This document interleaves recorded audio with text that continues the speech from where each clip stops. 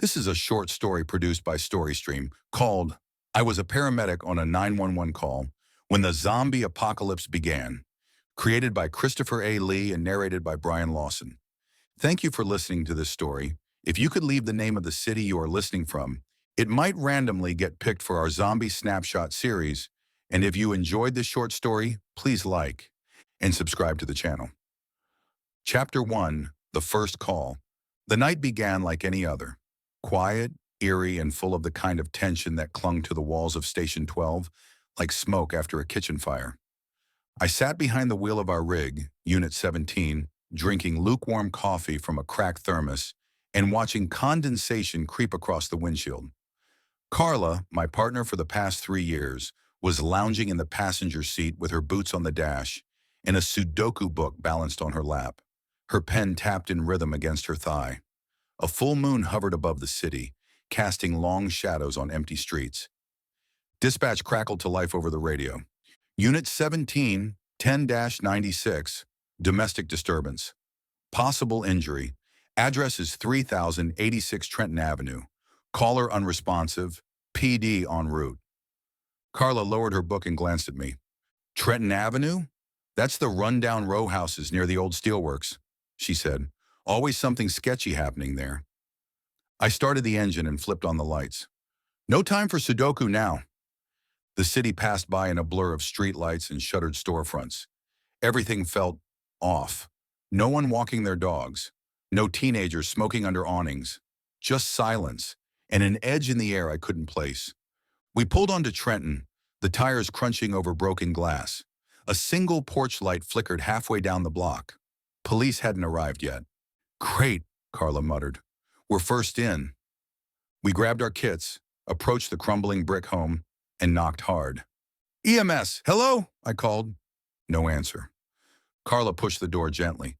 It creaked open without resistance. The smell hit us instantly. Rot, iron, and something animal. My stomach twisted. Josh! Carla whispered, hand on her radio.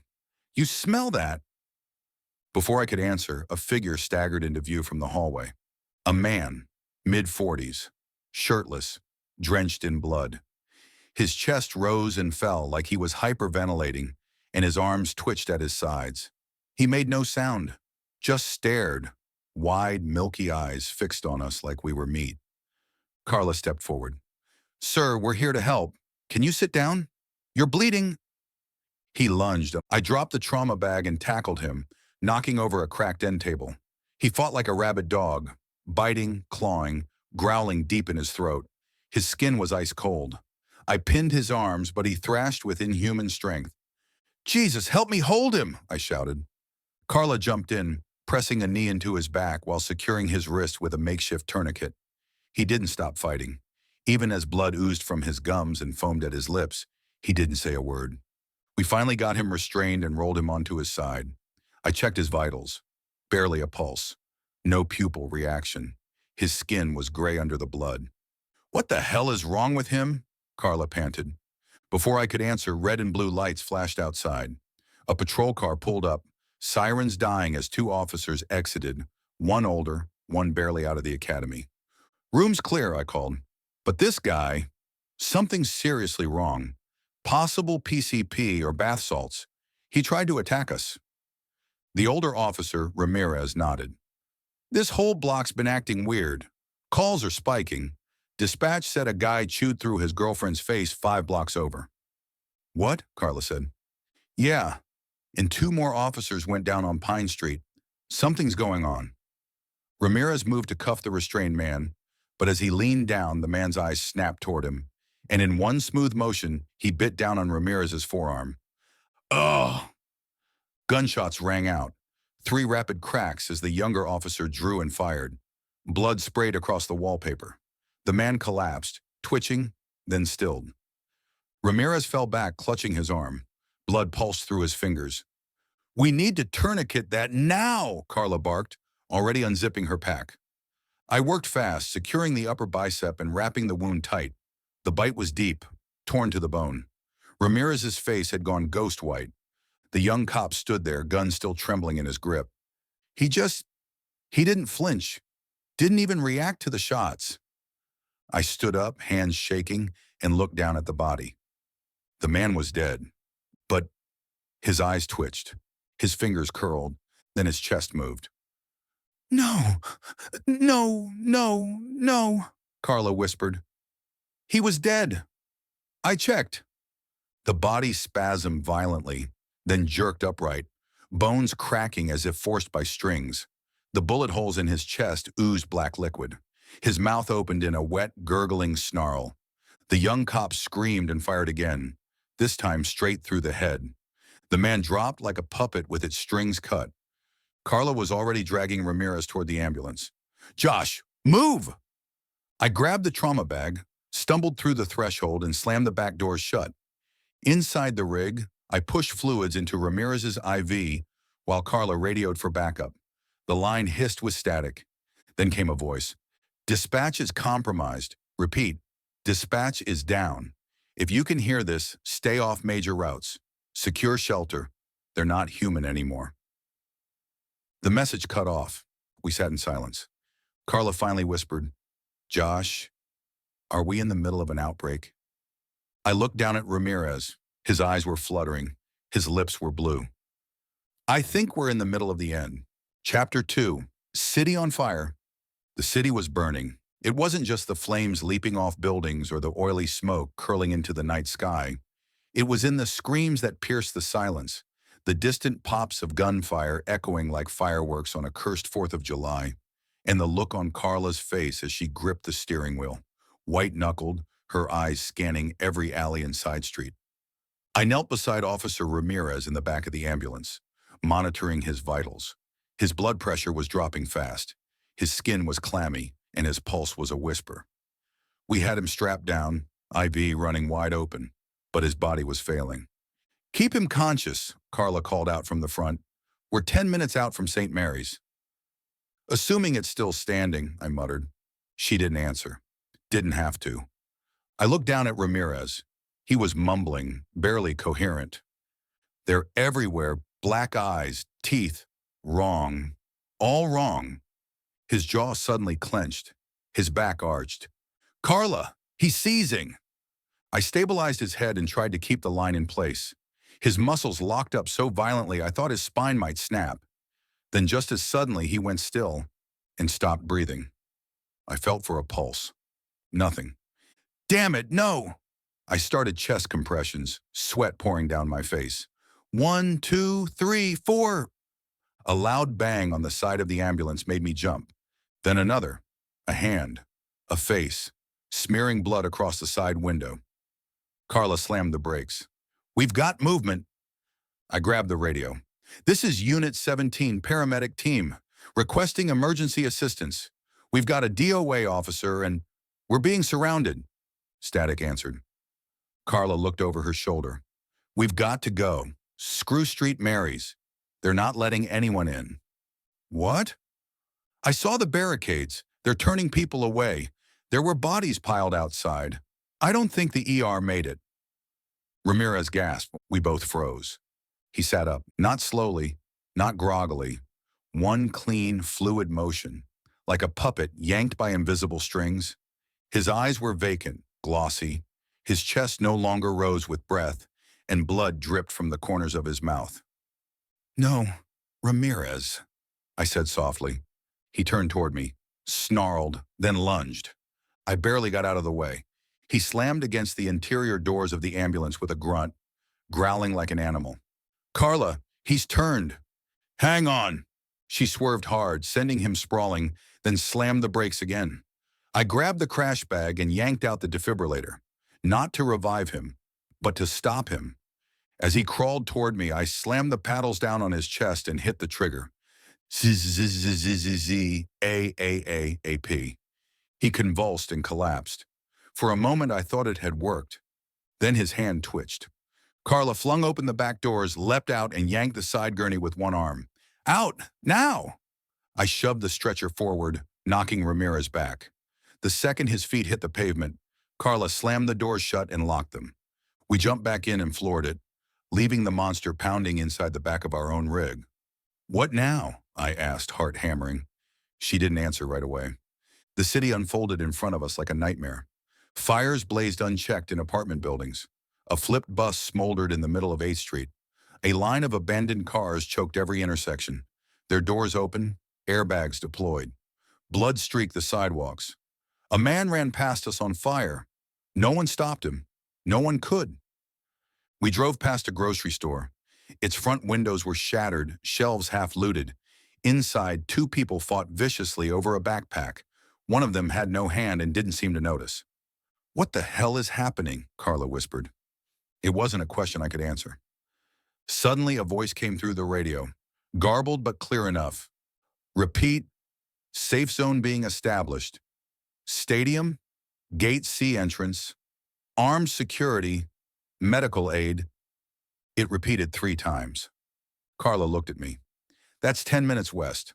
I nodded. "We've got no other option." We turned down Jefferson Avenue, cutting through the neighborhood I grew up in. A swing set creaked in an empty yard. A teddy bear lay in the middle of the street. Something in my chest twisted. We slowed near a flipped sedan.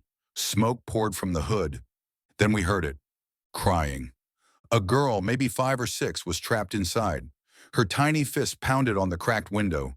Her face was bloody, but she was alive. "Oh my God," Carla said, throwing the ambulance in park. We jumped out and ran over. The back door was jammed. "Hold on, sweetie," Carla said. I grabbed the pry bar and worked the door while Carla tried to calm the girl. It finally gave, and we pulled her out. That's when we heard the growls, 3 of them. Fast, fast, like nothing I'd ever seen. They came from between the houses, sprinting full tilt. Skin rotted, limbs torn, but still moving like Olympic athletes. "Run!" I shouted. Carla held the girl. I shoved them toward the rig and grabbed the fire extinguisher from the cab. As one of the creatures launched at me, I swung the canister with everything I had. Crack! It went down, screaming. The second one tackled me. Its breath was hot and reeked of blood. I jammed the extinguisher into its mouth and pulled the trigger. Foam exploded into its throat. It gagged and thrashed. Carla screamed. I turned. The third was almost on her. I hurled the canister. It hit square in the face, sending it staggering. I grabbed Carla's arm and dragged her and the girl into the cab. I floored it, running over the creature that was still crawling after us. The girl sobbed in Carla's arms. I looked at her in the rearview mirror. Her name tag read Lila. She couldn't stop shaking, neither could I. The city was no longer a city. It was a graveyard of the living, and the dead weren't staying dead. Chapter 3, Quarantine Line. The sun was just beginning to rise, but it brought no warmth. Only a sickly amber glow filtered through the smoke-heavy sky, casting long shadows across the devastated streets. I gripped the steering wheel tighter, blood still dried on my hands, feeling every thump in my temples like a countdown clock. Behind me, little Lila sat strapped into a bench seat, her face pale and smeared with tears. Carla sat next to her, one arm around the girl and a fire axe in her lap, the only weapon we had managed to grab during our last encounter. We were running low on gas and hope. Ahead, the quarantine zone at the city stadium rose like a fortress from the chaos. Metal barriers, floodlights, military vehicles, and camouflage netting covered the parking lots and gate entrances. The radio had repeated for over an hour that it was secure, the last safe zone. I pulled onto the overpass leading down to the main entrance, slowing the rig to a crawl. A roadblock stretched across all lanes, an armored Humvee and 2 military trucks. Barrels and barricades choked the road.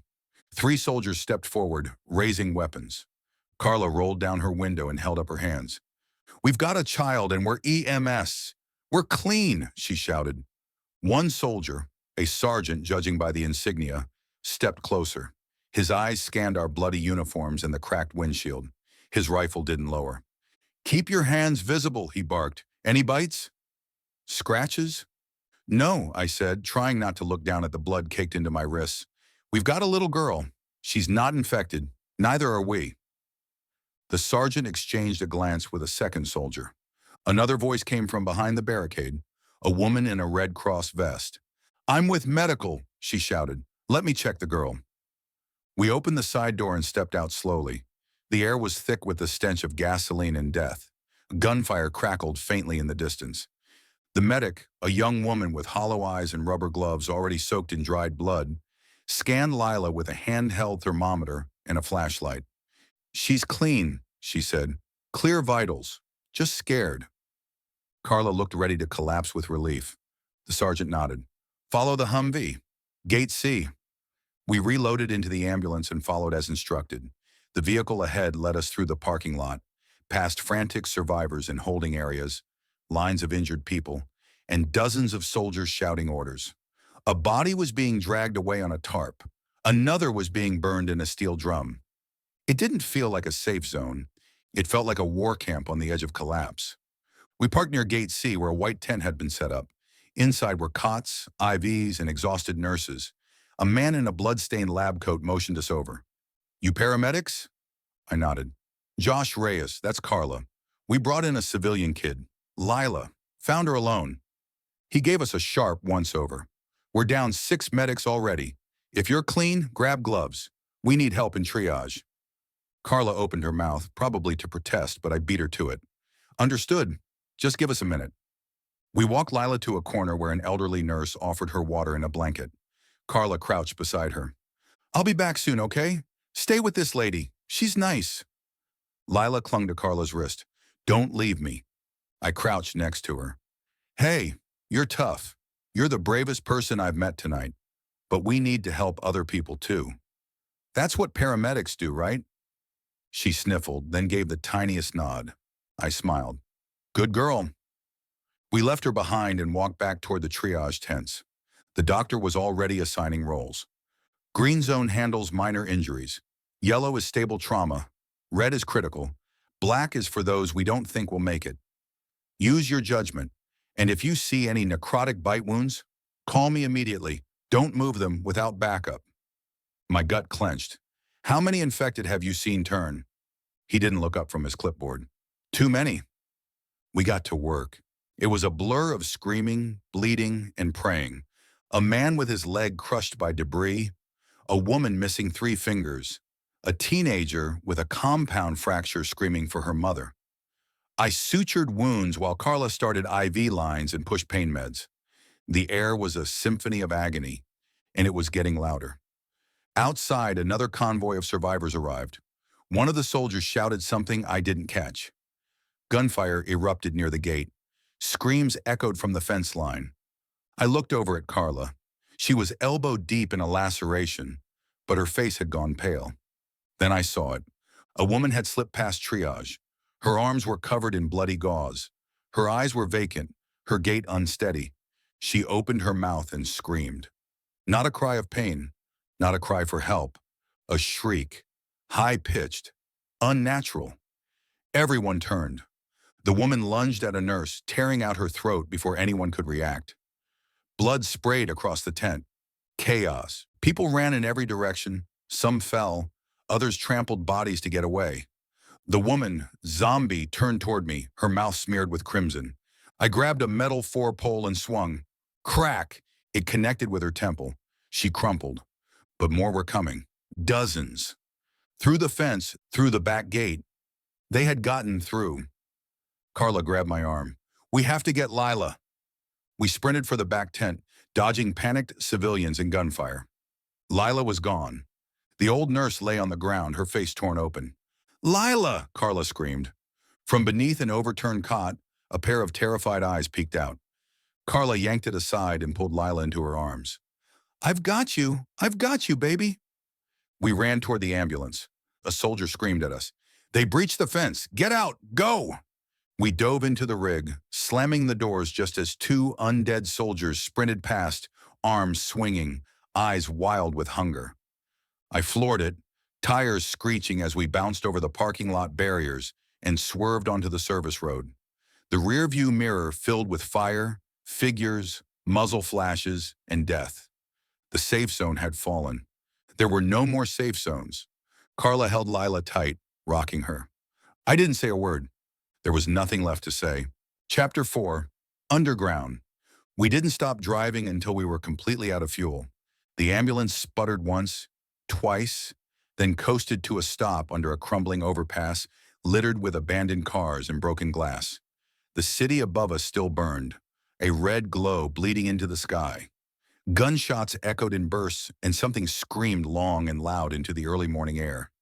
It wasn't human. I killed the headlights. Carla turned in her seat, sweat glistening on her forehead. We need to get underground. We're sitting ducks here. I nodded. Storm drain access? Just ahead. I saw the marker. We grabbed what we could.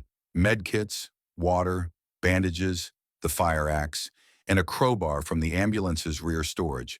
I handed Lila a small flashlight from the glove box. You stay close to Carla, I said. You do not let go of her hand, no matter what. Lila nodded, eyes wide and hollow. We found the storm drain behind a rusted chain-link fence. I kicked through the gate and yanked open the manhole cover, the smell of mildew and iron rushing out. Down we go, Carla said, slinging the bag over her shoulder. She lowered Lila first, then climbed down. I followed, pulling the grate shut behind me. The tunnel swallowed us in darkness, save for the small beam of Lila's flashlight. The silence was thick. The deeper we walked, the more the city above faded away, until only the sound of our footsteps and dripping water remained. We need a place to rest, Carla whispered. Somewhere we can breathe. Regroup. We found it 10 minutes later. An old service room tucked into the tunnel wall, its rusted door barely hanging on. Inside were empty crates, old tools, and a stack of rotted blankets. It wasn't much, but it was dry, secluded, and defendable. We barricaded the door with a pipe and sat in silence for a long time. I checked my phone. Still dead, still no signal. Carla dug through the med bag, inspecting our remaining supplies. We've got 6 saline bags, a few ampoules of morphine, and enough gauze to maybe cover one decent wound. That's it. We'll make it work, I said, though I didn't believe it. Then we heard footsteps, not shuffling, running. I raised the crowbar and moved to the doorway. A figure turned the corner fast, nearly crashing into the door. I shoved forward, pinning them to the wall. Wait, the man screamed. I'm not infected. Don't kill me. I held the light to his face. Young, maybe late 20s, scruffy, bleeding from the forehead. No signs of bites. Behind him came 2 more. An older man with a limp and a girl maybe 17, wearing a hoodie stained with ash. They froze when they saw me. We're just trying to stay alive, the older man said, panting. Please, let us in. I stepped back, letting them enter. The young man collapsed to the ground, clutching his ribs. Name's Chris, he said. This is Dr. Patel. That's Zoe. Carla looked them over with practiced eyes. You're not bit. Number just tired and bleeding, Chris said, laughing dryly. A horde tore through our last building. We came down here thinking it'd be safe. Dr. Patel sat on a crate and wiped his glasses. I was a trauma surgeon. Now I'm just surviving. Zoe hadn't said a word. She kept her hood up and her eyes down. You guys got any food? Carla asked. Chris shook his head. Just water, and not much of that. I checked the entrance again, locked it down tighter. We stay quiet, rest. We'll figure out what to do in the morning. Hours later, the dim beam of Lila's flashlight cast shadows on the wall as we tried to get some rest. I couldn't sleep. Not really. That's when I saw it. Zoe. She was shaking. I sat up and moved closer. Hey, you okay? She didn't look at me. Her arms were wrapped tightly around her knees. She rocked back and forth. You sure you're not hurt? Her breath came in quick, shallow gasps. I reached gently for her sleeve. That's when I saw the blood. Not old blood. Fresh, wet, soaking through the bandage under her hoodie. Carla, I said quietly. She was already moving. Zoe, what happened? Zoe finally looked up. Her eyes brimmed with tears. I didn't want to lie. I thought I could beat it. She rolled up her sleeve. The bite was high on her shoulder, swollen, black-veined, and throbbing with heat. Chris stood up fast. What the hell? You said you weren't bit. Zoe backed away. I didn't want to die alone. Dr. Patel looked devastated. We should have checked her more closely. I should have. She's not turning yet, I said, but it's coming. Zoe sobbed. Please, don't kill me. Lila woke from the noise and clung to Carla's leg. What's happening? Back, I said, pointing. Back corner. Stay quiet. Chris paced, hands on his head. We can't just kill her. No, I said, but we can't let her turn in here. We won't survive that. Silence fell, a horrible, crushing silence. Zoe looked at me, then at Carla. Just let me go. Please, give me a chance. Maybe I'll find something. You won't, Dr. Patel whispered. But if it were me, I'd want the same. Carla handed Zoe the fire axe. If you feel yourself slipping, you use this. Promise? Zoe nodded, wiping her face. We opened the door. She stepped out, looked back once, then walked down the dark tunnel until her light disappeared. Later that night, I awoke to scratching, then screaming, then silence. I didn't move. None of us did. But we all knew Zoe was gone, and something else was closer now. Chapter 5, The Last Emergency. The next morning came without sunlight. Only a dull gray seeped through the sewer grates above, and even that felt lifeless. We didn't speak for a long time. We just sat there in the dim, dusty room like shadows, half asleep, half awake, each of us haunted by our own ghosts. Zoe's scream still echoed in my ears. Chris hadn't said a word since. He just sat in the corner with his knees pulled to his chest, rocking slightly, occasionally whispering apologies to no one in particular. Dr. Patel stared at the floor, his hands clasped tightly. His surgical gloves, long since dried with blood, were now cracked like old paint. Carla and I took shifts watching the door, though neither of us really rested. Lila lay curled in Carla's lap beneath a thermal blanket, breathing softly, but I could feel it in the air. We were running out of time. By mid-morning, Carla pulled me aside near the rusted vent on the far wall. She leaned in close and whispered, "My leg's infected." The words punched me in the chest. What? She pulled up her pant leg. A jagged scratch, deep and red, ran across her calf. The swelling had started. The veins were beginning to turn dark around the edges. That thing grabbed me back at the gate, she said. I thought it was shallow. I didn't want to worry you. Carla, I've been an EMT for 8 years, Josh. I know what this is. I've seen what happens. I backed against the wall, exhaling slowly. My mind raced, but I knew she was right. You should have told me, I said quietly. You would have looked at me differently, she whispered, and I needed you to keep going. Lila needs you now. I closed my eyes. We were 2 medics, trained to save lives, and here we were, helpless. We're leaving, I said suddenly. What? There's a maintenance ladder 2 tunnels east. If we can reach it, we can surface near the industrial district. Maybe find supplies. Shelter. Carla looked at me for a long moment, then nodded. We can try. She said it like someone who knew she wouldn't make it that far. We packed in silence. Chris didn't want to move, but I yanked him to his feet and shoved the trauma bag into his hands. You're with me now. I know you're scared. We all are. But if you want to live, you move. He nodded weakly, eyes sunken, lips trembling. We wrapped Lila in an old rain poncho and gave her earplugs. If you hear screaming, I said gently, just keep walking. Don't stop. Don't look back. She clutched Carla's hand and nodded. Dr. Patel brought up the rear. He'd found an old crowbar in the utility room and carried it like a scalpel. We moved through the tunnel system slowly, checking corners, ducking low pipes, staying silent. The tunnels were slick with water and filth, and every echo felt like something just behind us. After 20 minutes, we heard it again.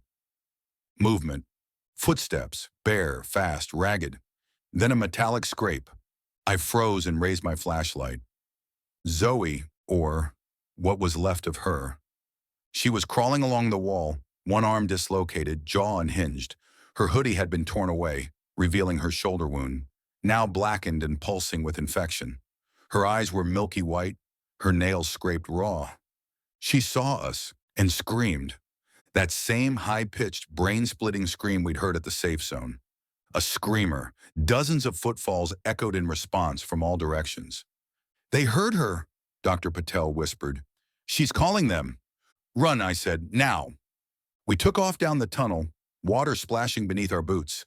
Behind us, the sound multiplied, howling, clawing, fast.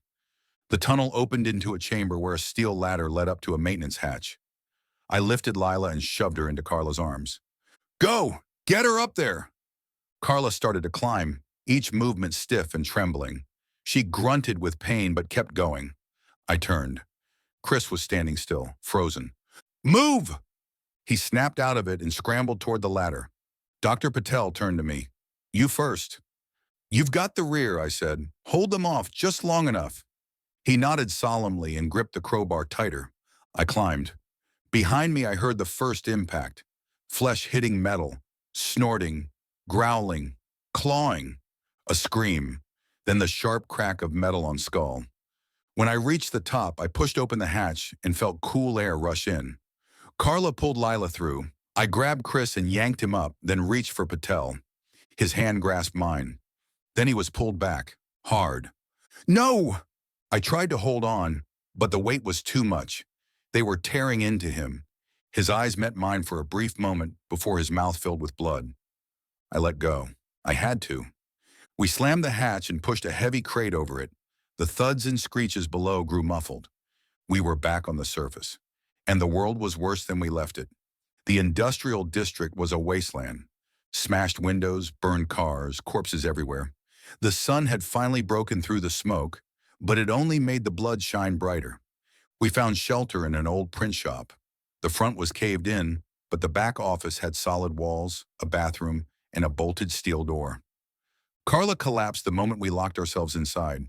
Her fever was high, skin flushed, veins darkening. She doesn't have much time, Chris said, crouching beside her. I know, I whispered. Carla motioned for me to come closer. I knelt. Promise me something, she said, voice hoarse. Take care of Lila, keep her alive. I will. She smiled faintly. We were good partners. The best. She placed her hand on mine. Now go. Get some rest. I stood up. She closed her eyes and never opened them again. That night, I sat in the driver's seat of a delivery van parked behind the print shop. The keys were still in the ignition. The tank was half full. Lila sat next to me, holding a small stuffed animal she'd found in the rubble. Chris was in the back, staring at the ceiling, muttering to himself. The world had ended, and somehow we were still here. I grabbed my phone, still no signal, but I opened the voice recorder app and hit record anyway. This is EMT Josh Reyes, Unit 17. If you're hearing this, we made it through the first 48 hours. I lost my partner, lost good people, but there's still hope out there. If you're alive, keep fighting. And remember, we were the first responders, and we're still responding. I hit stop, put the phone in the glove box, and started the engine. Lila looked at me. Where are we going? I glanced at her, then at the road ahead, somewhere with less screams. We drove east, into the unknown, into whatever was left of the world.